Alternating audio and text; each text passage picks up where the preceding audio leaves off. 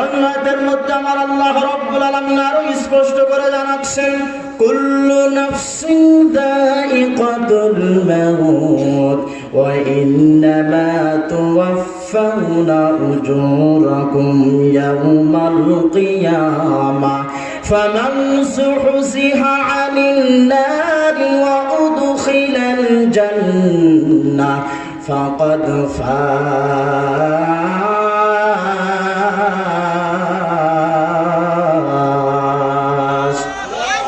আল্লাহ রাব্বুল আলামিন সারা পৃথিবীর মানুষদেরকে জানাচ্ছেন, যার মধ্যে আত্মা আসরু আছে, প্রত্যেক প্রাণী মৃত্যুর কোলে ঢলে পড়বে। আজ হোক, কাল হোক, পরশু হোক, তরশু হোক, এক সপ্তাহ পরে হোক, এক মাস পরে হোক, এক বছর পরে হোক, 80 বছর পরে হোক, প্রত্যেক প্রাণী মৃত্যুর স্বাদ আস্বাদন করবে।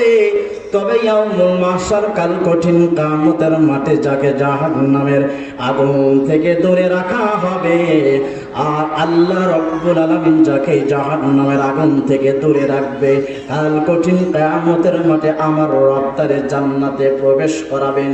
আর ইয়াউমুল মাহশার, কঠিন কিয়ামতের মাঠে যে ব্যক্তি জান্নাত পেয়ে যাবে, সেই হলো প্রকৃত সফল কাজ।